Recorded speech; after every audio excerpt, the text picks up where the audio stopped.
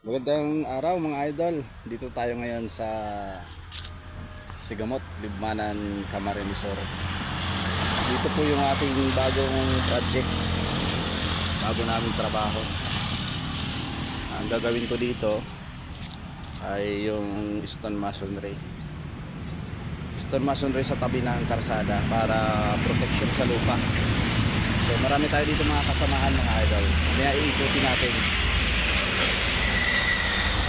Pero wag na natin patagilin. Tara, ikutin na natin mga idol. So, bali ito mga idol ang aking gagawin dito. Diyan sa tabi nitong karsada ay lalagyan ng stone masonry. Yan o, may nagtitinda ng isda. Yung speaker pa. So, ito mga idol sa part na to. Yan. Sisimula ng stone masonry.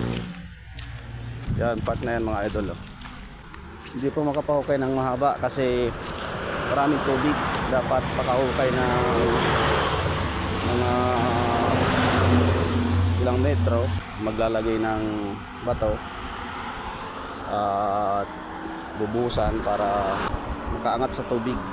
Ang gagamitin naming boulders ay galing ng Albay. Yan o.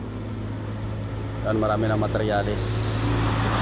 Inaantay pa namin yung deliver ng kawayan kasi yun ang gagamitin namin na pang-gastakan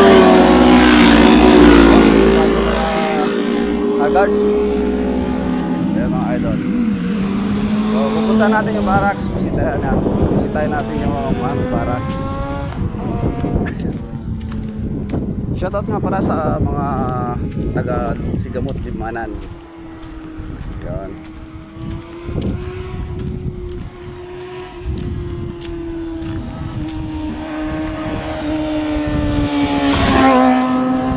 Yan.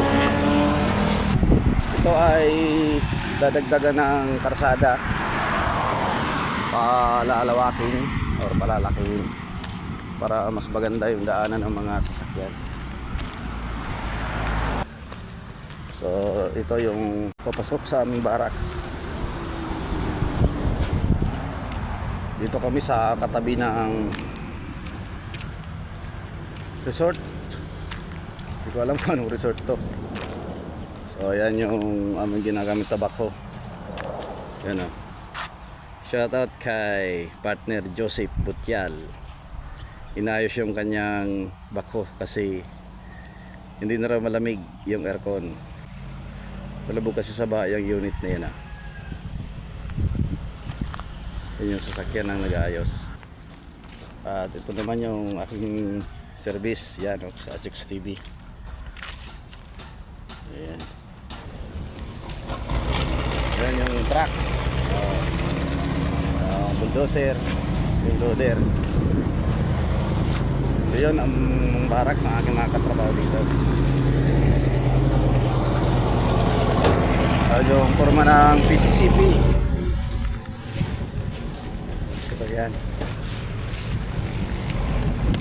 Yung barracks na yung CR hindi pa tapos mga idol. So ito yung aming barracks. Wala pang wala pang sahig. Yan yung guwapings naming boss. Yan.